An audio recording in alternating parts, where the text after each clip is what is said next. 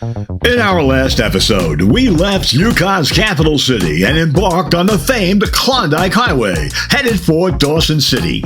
We passed through the hub of the Yukon, Carmack's, where the volunteers were hurriedly erecting flood barriers to help save their village from the rising Yukon River. We continued over three 1960s constructed steel bridges over the Yukon, Pele, and Stewart Rivers before stopping for the day at Moose Creek. Today, we continue on the road to Alaska.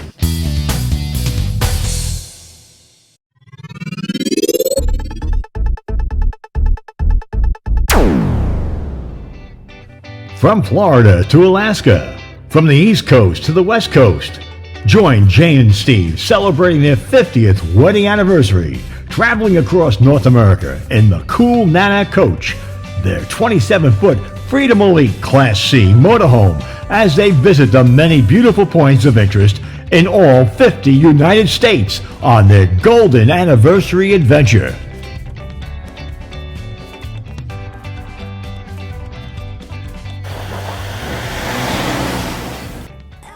After a very restful night boondocking at the Yukon Government Campground at Moose Creek, we head out bright and early to continue on to Dawson City. It's less than 100 miles away, but there isn't much of a road as we leave the campground, and we have to wait nearly 20 minutes for a pilot car to lead us through some of the most challenging roads, or lack thereof, on the Klondike.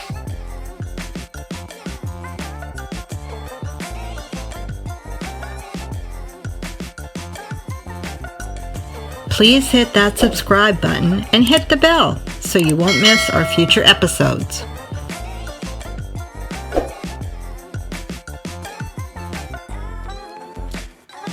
We apologize for the jumpy camera work, but it gives you a true sense of just how bumpy this road can be.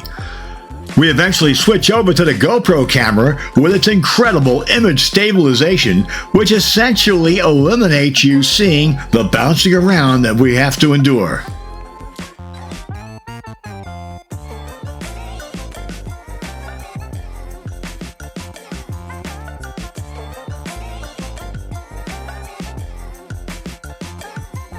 The camera's great image stabilization doesn't show it, but check out the lower edge of the picture and observe the RV's nose vibrating and bouncing to the ruts and dips on the dirt road.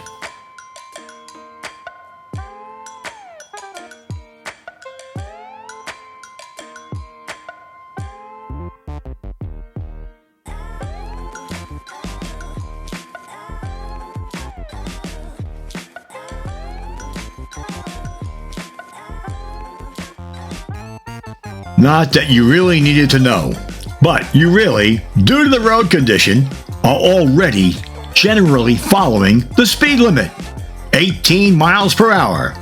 That's 30 kilometers per hour for you Canadians. It's important to maintain a decent distance from the vehicle in front of you, as small stones, even rocks, are constantly kicked up, and your windshield and headlights are at risk. This holds true on any paved road you encounter from this point on, as we are now in the most northernmost region of our travel, and the roads are subject to dips, potholes, cracks, and the nerve-wracking frost heaves produced from the frozen tundra below.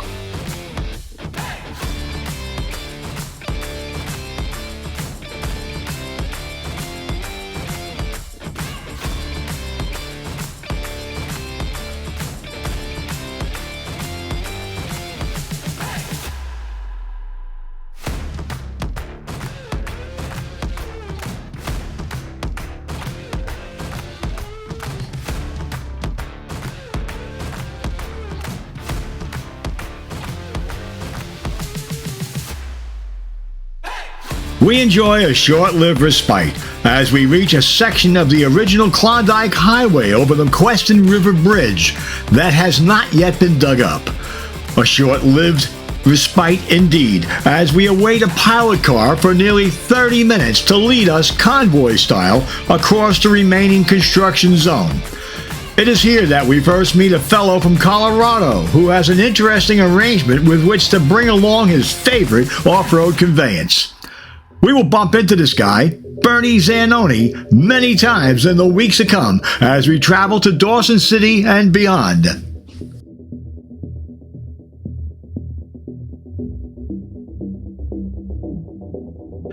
It would have been very nice to have been able to stop off at Gravel Lake with its large gravel parking area, outhouses, and information boards, but it's currently inaccessible due to the ongoing highway construction.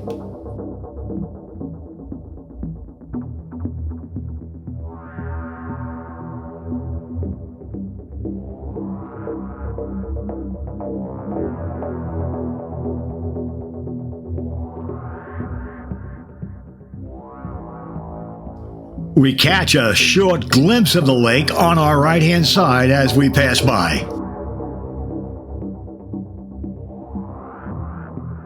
Having been forewarned about travel delays in the northern Yukon Territory on the Klondike, it's a good thing we started our day early and allowed extra travel time. It's just about 11 a.m. We departed from our campsite at 7:30 this morning, and now, 3.5 hours later, we've traveled 41 miles.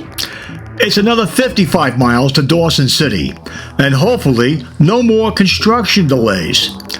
We are planning to camp at the Yukon Government Campground in West Dawson. It's a first-come, first-served campground, no reservations, so it's important we arrive there early in the day so that we get a campsite. Besides the challenging road conditions so far, we have one more hurdle to jump over, and that's the George Black Ferry across the Yukon River, the only way to cross. And from what we have witnessed so far, the Yukon River is running very fast and approaching flood stage in several areas south, and hopefully the ferry has not been affected.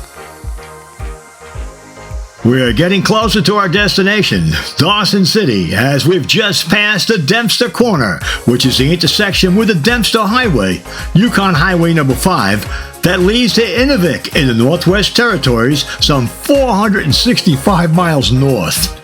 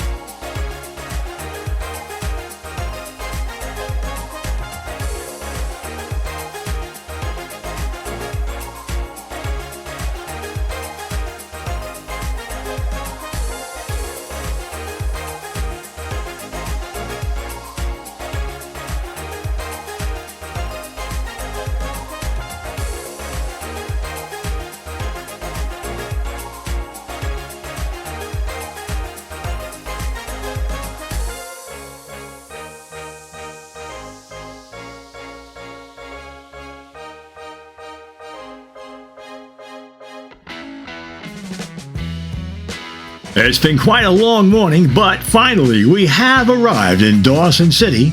The Cool Nana Coach and Equinox are mud-covered but no worse for wear. They have survived both the Alaska Highway and now the Klondike Highway without incident.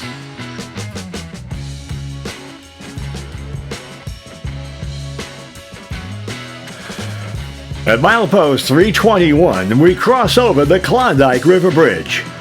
A half-mile later, we come to the turnoff for Dome Road, a 4.5-mile chip-sealed roadway that takes you on a side trip to Midnight Dome, 2,911 feet above sea level, that affords you a wonderful viewpoint of Dawson City, the Yukon and Klondike Rivers, Bonanza Creek, and the Ogilvie Mountains.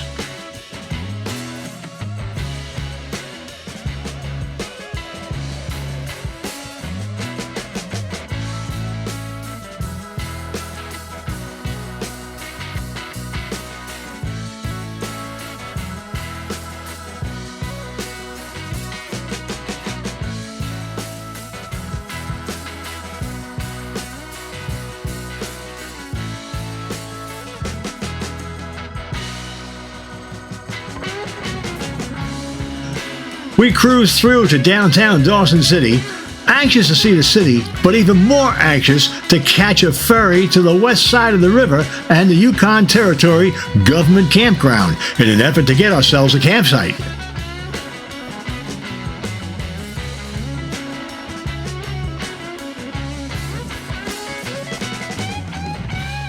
It's a proverbial trip back in time as we see the various structures in town practically how they appeared 125 years ago during the 1897 Klondike Gold Rush.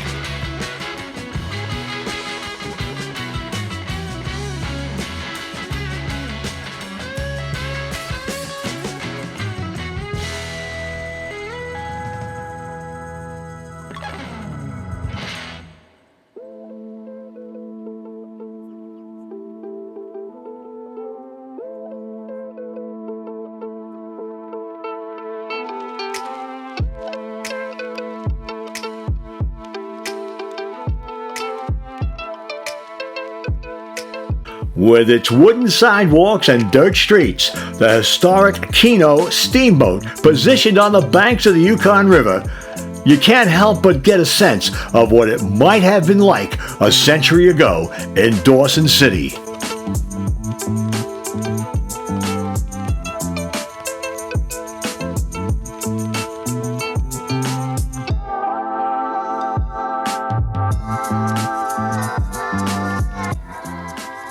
Without a doubt, we are tempted to turn down some of the side streets as the views of this historic city are intoxicating and cause you to want to see more. And more we shall see in our next episode when we tour the city of Dawson. But first, we have to get online for the famed George Black Ferry to West Dawson, where we need to get a campsite in the first-come, first-served Yukon Government Yukon River Campground.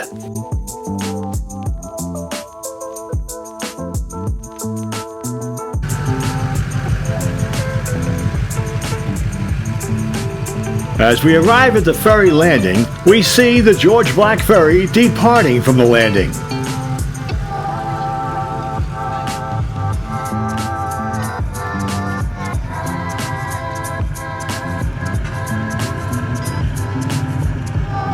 The river is high and running very fast as we see the ferry leave the landing and head out across the river.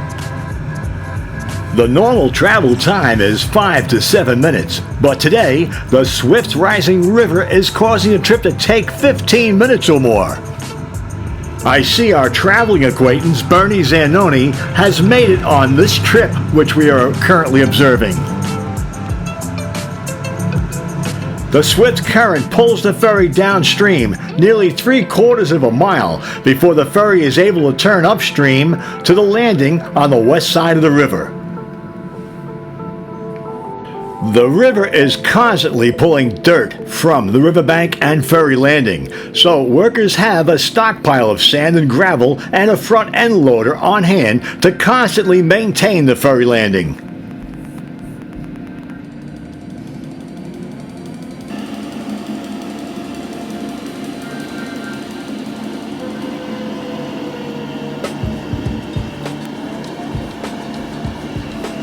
It takes about 15 minutes to cross, another 10 minutes to offload and load, and another 15 minutes to cross back.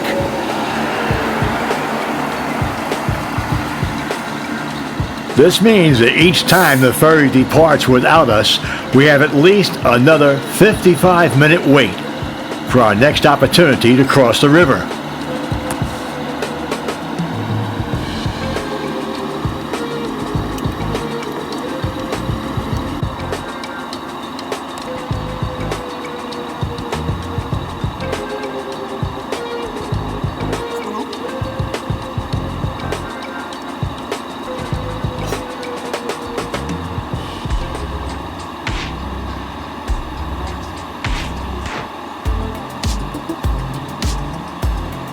Well, there's only one RV ahead of us, a small truck and an SUV online. Hopefully, we'll be able to board for this trip across the river. Oh no, a 65,000-pound septic truck just pulled up. And you know, he's going to get priority boarding. We won't get on this trip.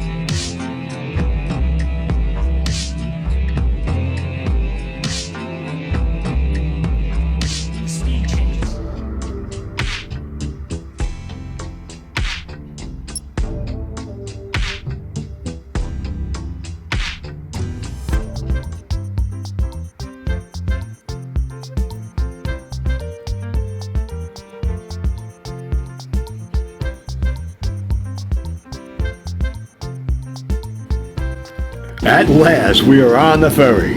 The George Black Ferry across the Yukon River is operated free of charge by the Yukon Territory Government. It operates from late May till late October, depending on spring ice breakup and fall freeze-up. Check with the Dawson City Visitor Center on scheduled caravan departures and tour buses, as they have priority boarding from 6 a.m. to 9 a.m. and from 5 p.m. to 9 p.m., which could cause you appreciable delays during those time periods.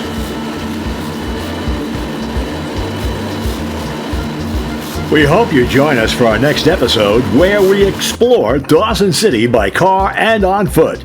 Until then, as always, thank you so much for watching. Please hit that subscribe button so that you'll be notified as our future episodes are released and help us build our channel. And please tell your friends about us and invite them to join us for our future episodes.